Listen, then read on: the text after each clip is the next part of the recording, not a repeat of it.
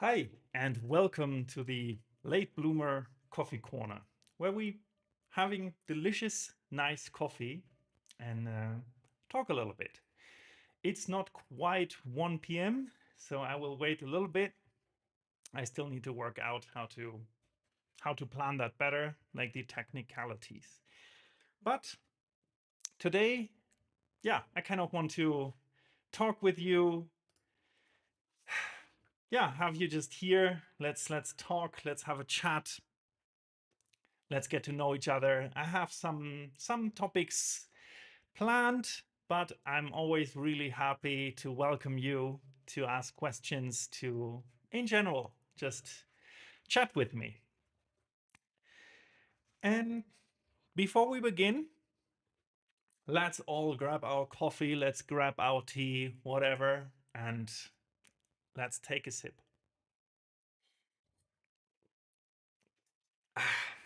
That is a good start. I hope you had a good week so far and are now in your lunch break or your day off or watching in a different time zone. And speaking of time zones, I kind of, or the topic I have prepared for today is starting a new life, like in your late 30s. And I will take me as an example and just talk a little bit about my story, my how I moved, like what did I change, why did I change it, how did it feel like? Because I decided to move to Mexico kind of 3 years ago. And that is a big step because everything is completely new. And I think the further you are, like in your life, in your in your life circle, or in your normal life, I guess, I think the harder it is to start something new because you have established something that works. You've established like a good, healthy routine. You maybe have a job, you have a home, your friends, your family. It's all there. When you're a little bit younger, it's a little bit easier to do that. So I thought, but turns out, I think a lot of it is how you view that. How open are you to change? How, if that's something that excites you. And weirdly enough, I love both. I love having like a routine. I love knowing what's going to happen tomorrow. And at the same time, I want novelty. I want something new. I want exciting, like something new and exciting. And that kind of both is there. And when I made the decision together with my wife that we want to start a new life and really make the big move, that was weirdly enough I an almost instant decision for me. Like, of course, more planning got into it because it had to.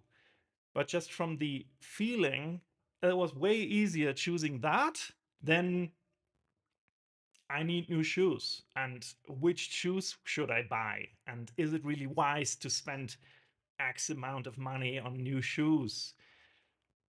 Brains are weird. And I think I got asked that a lot, if I'm scared or if I think that's the right decision, if I want to move back, both during the planning phase when I was still working in the coffee shop, and I got asked that from customers a lot. And also now when I meet new people, I think the first question is always like, oh, do you also want to move back? Are you feeling good here? Are you happy with your decision? And I think you never know. You never know if you want to go back, if you want to, I don't know. Yeah, if you want to regret your decision, if you will one day wake up and think like, oh, that's wrong. You never know. Nobody knows. But I also realized while getting asked that a lot from customers back in the like when I had the shop, I realized a lot of people are way more hesitant and way more not scared, but way more attached to their lifestyle and a little bit more hesitant of change, should cling to their routines. And then I thought, I don't know, I always assumed everybody kind of wants to change something in their life, wants to move somewhere else, wants to change their jobs, even though I knew better because I worked with people the whole time. But it's weird. It's a revelation that I had during that time, and that kind of I still think about. I still think about that because it means when you make a big decision, when you decide that and you feel not quite sure about it, that's a normal reaction. That is, I think, people that are just really making decisions in a blink of an eye and just whatever, and like with zero planning and just go out there, that's not so often. That's really rare because also, yeah, a lot of planning went into it because my family obviously still lives in Germany. That was like a big point for me to think about that. Like, oh, I will not see them that often. But the other way around, my wife didn't saw her family really often. So no matter where we lived, one of us had this problem. But I think coming back to the revelation of starting over and thinking if it's too late, you can translate that to so much other stuff. Is it too late to start a new hobby? No. Is it too late to fall back into love with somebody else? No. It's never too late. I think if you, that's just my opinion, but I think you should never stay somewhere because it's just so cozy and you're just content. That's my opinion. I rather risk something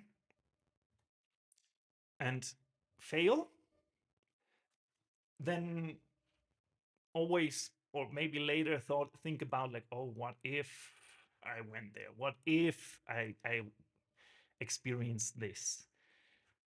And I think really coming to the conclusion that it is really irrelevant. Your age does not matter. You can always experience something new in life and really experience from a different point of view. And with that, now my change was really changing continents and cultures and countries and everything. And there is a big difference, obviously, between Germany and Mexico. Because I don't want to throw too much shade because I still like a lot of stuff about Germany. But one thing that you see as a stereotype, I have to say, as somebody that is German and lived my whole life until very recently in Germany, that is true. And that is the being always kind of closed up, always not like not bitter, but always kind of reserved, not really showing emotions, and rather having no interaction than like a like niceties. Like I much rather exchange niceties and like a corner store at a bakery, like, hey, how are you? How's your day? What are you doing? Oh, that's good. What are you drinking? Is that delicious? Or I love your shirt. These type of stuff. In Germany, that gets pushed down a lot immediately as like, yeah, that's so fake. That is so fake. Nobody likes, like, nobody actually cares. Like, well, I don't know. That's just me, but I rather have like a short, nice interaction where some bits are maybe kind of superficial, but that's obviously because that's a strange person, that's a stranger. But I rather have that 100% than somebody that's just looking at you like this and that's it. Like, mm, no, that's not my jam. And I know people like that, and that's okay. But that's the great thing of being able to change, to change your location, to change where you want to be. I'm aware not everybody can do that. And I'm in a privileged position that I'm able to do that. But nevertheless, I think if you are in this type of position that you can do that, that you're able to, then you should really make a list, make like a pro contra list, not just moving somewhere, but changing something bigger in your life. Make a list, really like, okay, what is the pro section of me changing that? And that is, I'm no longer in that situation that doesn't make me happy. Definitely a pro. Let's say changing jobs. The other pro could be, hey, possibly I like the my coworkers better in case you don't like your coworkers or whatever it is. Or the other job is closer to you or has home office. And on the negative one could be, well, I know what I have to do right now and I'm bored. Deep down, I'm bored. That's kind of like a split. Some people would probably put that to positive, like, hey, I know what I have to do. I know, yeah, I know what I have to do and I don't have to think about it. But do that. Put that into really columns. Write it down to make a decision, to not just fantasize. But sorry, I kind of I spun a little bit around here in my head. I kind of wanted to a little bit explore today also, yeah, the starting stuff later in life, overthinking, and also kind of differences in culture. That's a little bit out of the normal niche, but I found that very interesting. And I think that touches also the points of like overthinking and putting yourself out there and out of your normal boundaries. Because yeah, of course, going to a different culture and trying to live there and starting your life here, that comes also with challenges because the obvious one is like, yeah, legal stuff, taxes, all that is, yeah, I have to kind of figure that out with the help of my wife and her family.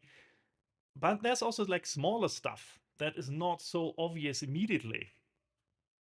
And that is, for example, here, the family is way tighter and you do a lot. And it's really weird to not see anybody from your family in like 2 weeks.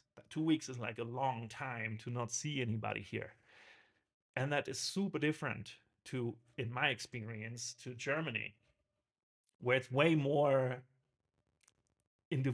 more like in your as an individual, and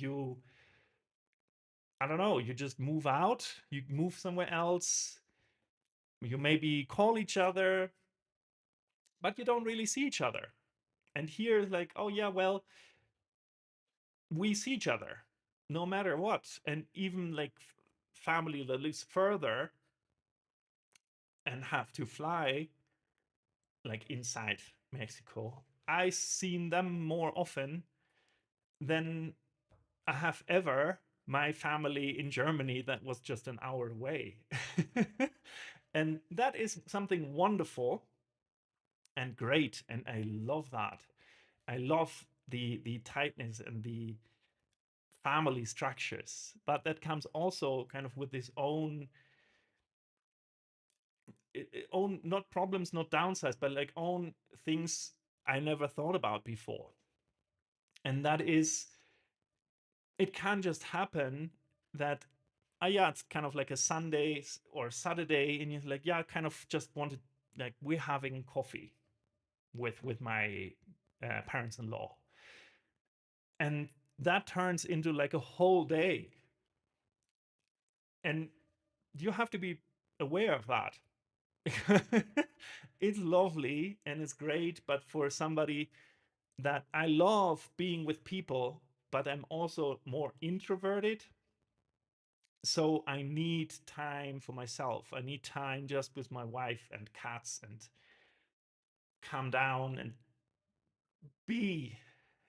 And being then in like social situations for 10 hours on top in a language I still struggle here and there, that's exhausting.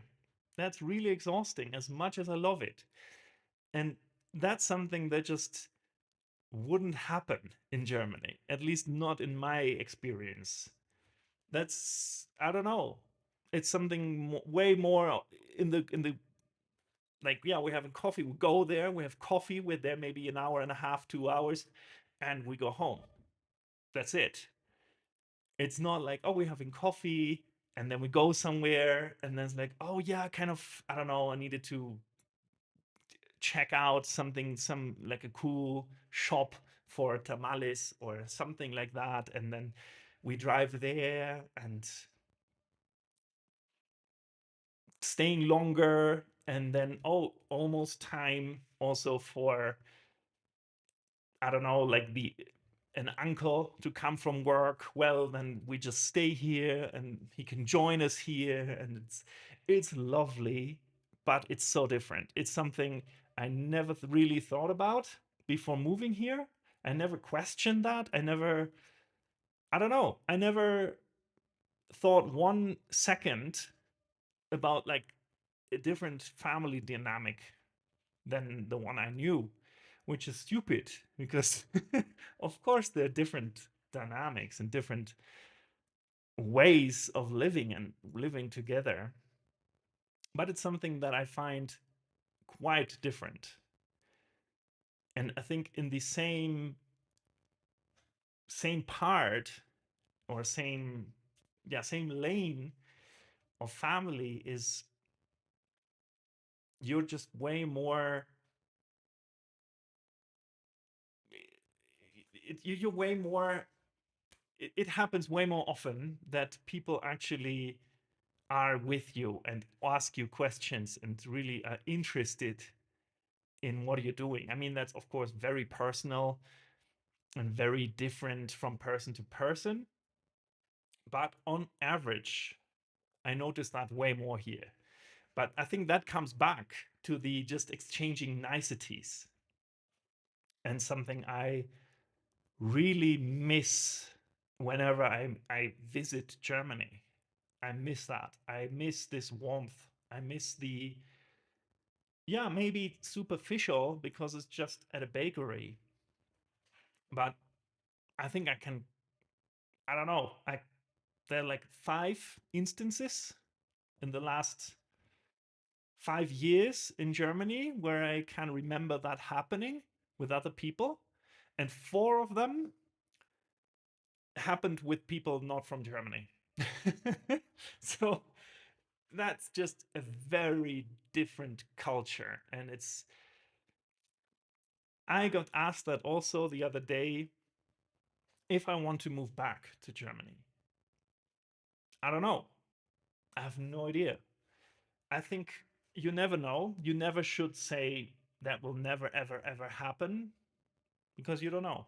You have how can you know? But what I can say is I'm not planning that. I definitely don't plan of moving there. And my wife too. For her, before we lived in Germany together, she always wanted to do that.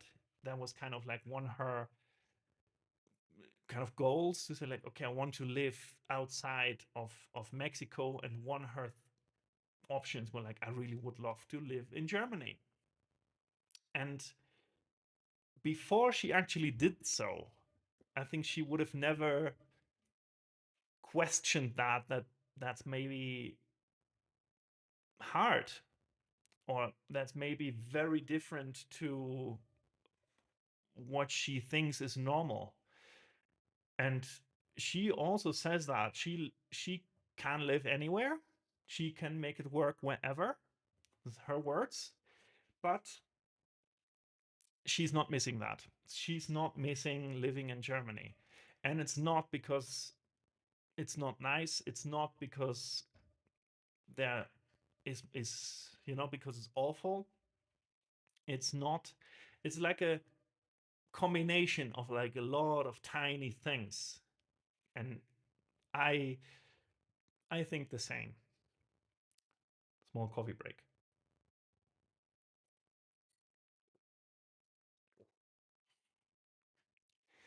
I don't want to kind of ramble too much now about things I don't like in Germany, because I know there's a lot of things I love. But I think also what happens after the move, after coming here, something that really, really sank in was there is no perfect. There is like the what we like the grass is always greener on the other side. The next job is always better. The next thing is always better. That is also not true. I love change, and I just challenged you a little bit earlier to really think hard if you maybe would be better off changing something in your life. And I'm all for that.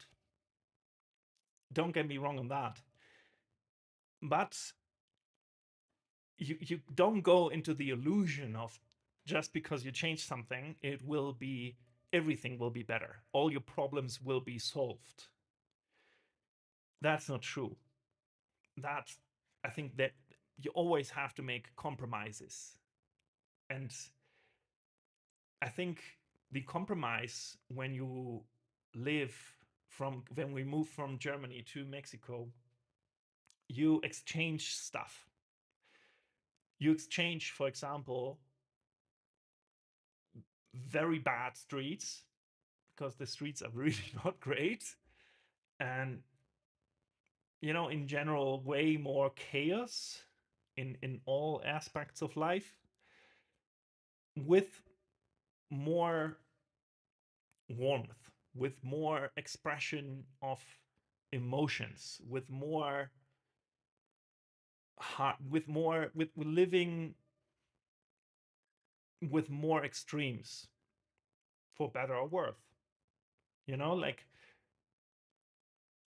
they always say like, yeah, the most happy people live in like the northern countries in Europe, like Denmark, Finland, all of that. And I think, yeah, probably because they have a lot of security. They don't have to worry about a lot of things. But what also is true is you have to like this type of life, because it's very, not to sound negative, but flat. There's very little super bad stuff, and there's very little really great things. It's very just is. And if you like that, and if you're a little bit more isolated, I guess, in nature and a little bit more. Yeah, you take your you like having the same friends since you're like 6 years old, and you're like the routines, and you value security over everything else. Then yeah, that is very happy. That is very, very content. But what I love here is just the intensity of life, the intensity of people living their lives and really coming up with the solutions. I remember when I came here the very, very first time, and we made like a small holiday basically inside the holiday, and went for a couple days to Tulum, kind of 10 years ago, and rented a car. That was like a whole story in itself. The point is, we we arrived at the Airbnb in the kind of afternoon, showered, ate, everything cool. Wake up the next morning wanting to go to get breakfast, going to the beach, all of that, and having a flat tire. My German brain kicks in, and I think like, oh shit, what do we do now? Because if that happens in Germany, you have to call the company, the company you rented the car from. You need to kind of figure out does that work with the insurance, because they have not just only that wheel has to be changed, both have to be changed on the same axle. And I stressed out because I didn't really have much money at that time. I put everything into coming to Mexico, and I was like, I cannot afford this. This is everything crumbled.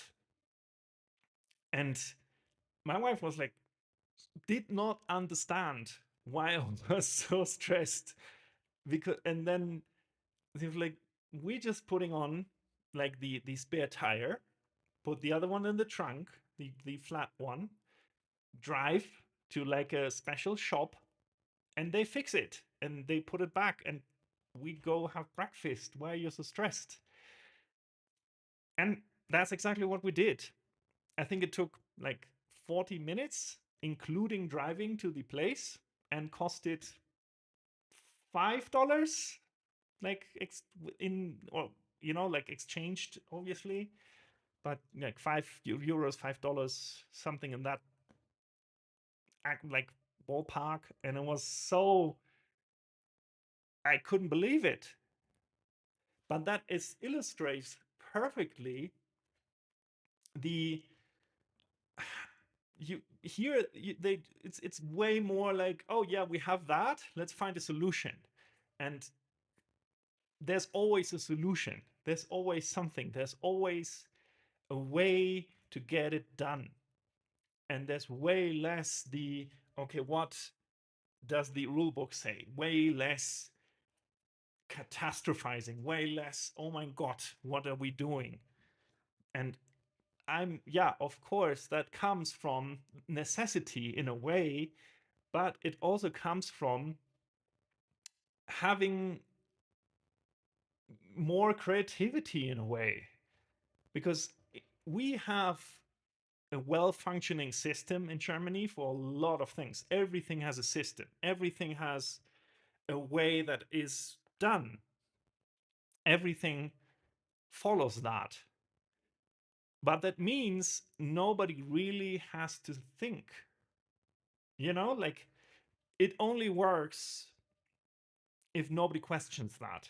If it could be there's a way better way of doing that, but this is the way we've always done it. This is the way the rules say it has to be done, so it's done like that. And here is a little bit more, well, that's stupid. Let's find a better way. Let's find a way how that could be done. Let's just do it. Don't really think about it that much. And I said that already, like in a video, and I think maybe even in a live stream. But that's happened again when I started the coffee shop and I needed to think, where do I put power sockets? What color has to be what? And I stressed out. I couldn't sleep. I was really on my tippy toes, stressing out. Because for me, there was like, okay, if I make a mistake now, I can't reverse that. I don't have the money to do so. And my wife told me, like, look, we're right now here in this restaurant. This wall is like two different types of black. They clearly did need way more outlets there. They have just like a, they plugged in something to have more outlets. There's always a way. You cannot plan for every single thing. Like, yeah, have like some sort of plan, but don't stress so much. And I think I'm learning that. I'm getting better. But that's also something I noticed now and I try to overcome with this YouTube channel and especially with doing lives because I just have to roll with it, you know? Like in this half an hour alone now, I made a lot of, or I talked myself into like directions where I then think like, oh, I have no idea where that's going. But well, I'm here now. Let's go. Let's continue that road. And that is such a crazy exposure therapy. It's really, I have no idea how to describe that. It's really, it's weird, but it's great because bit by bit, you learn that way that it's okay. It's okay to mistakes. It's okay to not know what the 100% what the outcome will be. And I think that way, when you stop overthinking everything so much, or a way to stop doing that is really doing something in a wrong way, but do it. You know, I think especially, I know that sounds weird, but especially now with YouTube available, with the option of really looking up everything, of having explained everything in a million different ways, because whatever problem you have, whatever you want to learn, there are like almost infinite people covering that. There's always somebody that you align with best that explains that in a way that works for you. And I love that. I do that all the time. I'm making these type of videos myself right now. But with that comes also kind of like a, you overdo it. You keep being in this loop of researching, of watching like one more video, of this thought of, okay, if I just learn a little bit more, then I'm more prepared. Then I'm actually will succeed. Then I will be successful and it's impossible to fail. And you never really take the step to really take action because as long as you keep being passive, there's no way that you can fail, like because you never started. But where's the fun in that? You never know. You never actually learn. And I don't know for you, but I think everybody learns differently. For me in school, for example, I I was terrible in school. I could not grasp stuff when it's just theoretically, when I just have to read text. Like, couldn't do it. I'm better at that now because I learned techniques for myself to do so. But the it has to be interesting for me. The point is, once I had to do something that could be actionable. Like I once had like a um I don't know what's that called in English, to be honest. It's kind of like a it's not really classes. It's something you do in school but outside of classes. No say, I don't know what's that called. But I had photography. And I love that. We had like a short introduction to like because it was um like really these old school cameras where you have to twist the thingy in front, and I had film and everything. Like, yeah, I'm old, and also because we really took the negative, the film, and really made black and white pictures from that, like in the solution, like dunk it in with the paper and in a lab, like all that, plus actually taking the pictures. And I love that. I had so much fun, and I really loved experimenting. I loved that it was not just like theory and okay, how does, like just composition theory. Like we had that very briefly, and then they let us experiment, they let us do. And there's actually, I don't know where that was, but some like they made an experiment in a way. They gave people cameras and told one group, hey, you can take basically, I don't know if it was infinite, but what, like a lot of pictures, and go for it. And the other group, they told them, hey, you can only take like 5.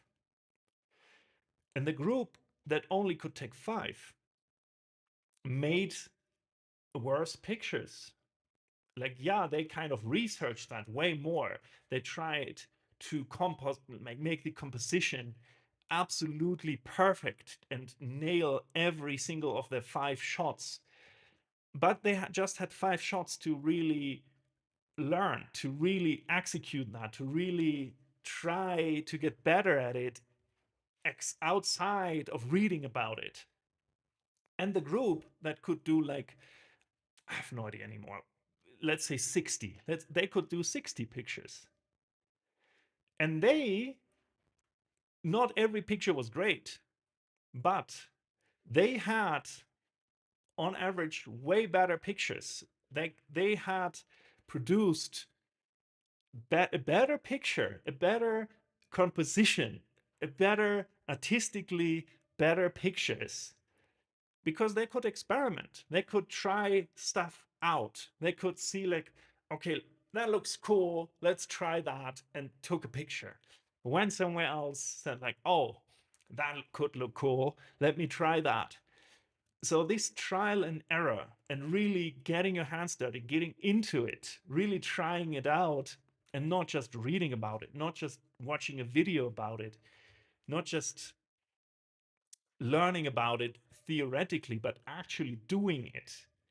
That is kind of where where you grow, where you learn new things, where you figure stuff out.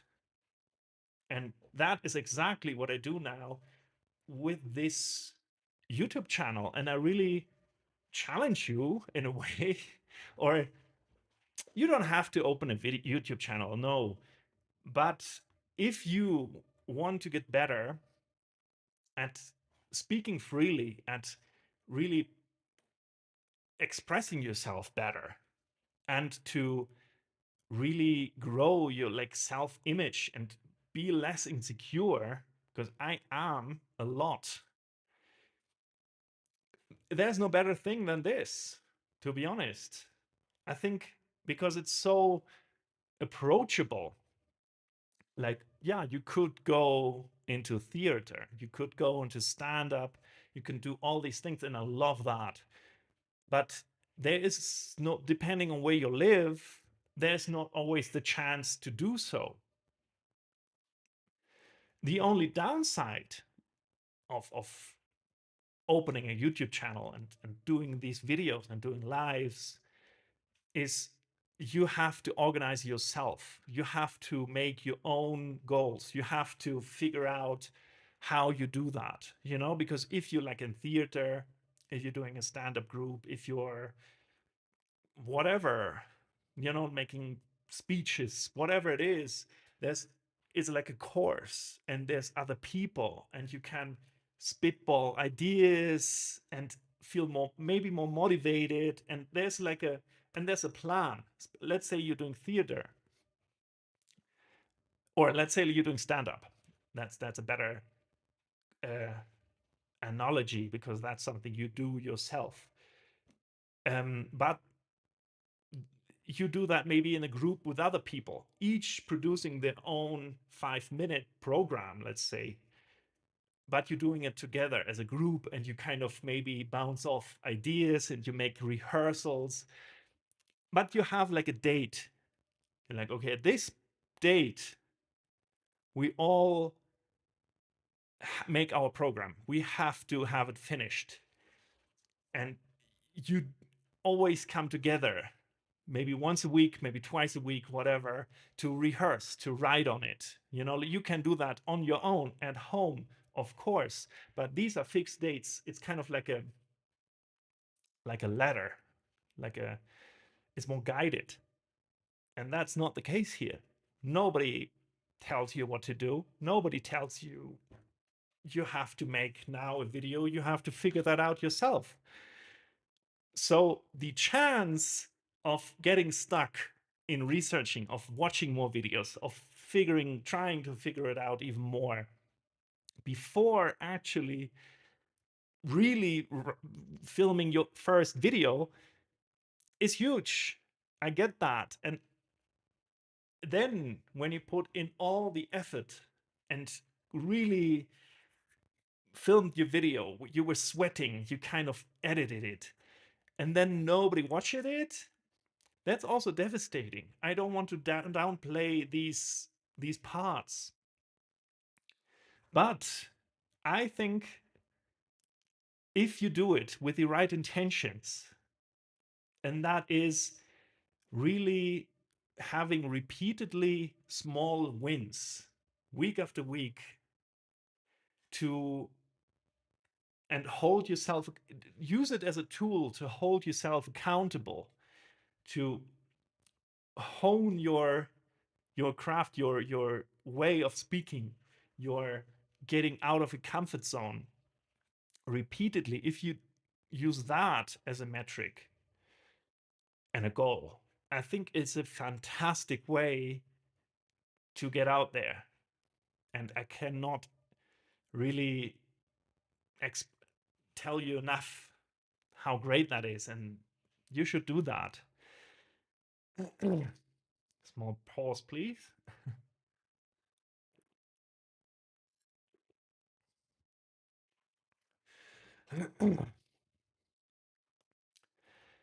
I think I will I will stop it here. Everybody that was here, thank you so much. And let's see each other again next week, same time. Have a wonderful week. Have a great weekend already, because it's Thursday afternoon. And see you next time. Oh, almost splashed my coffee. Take care.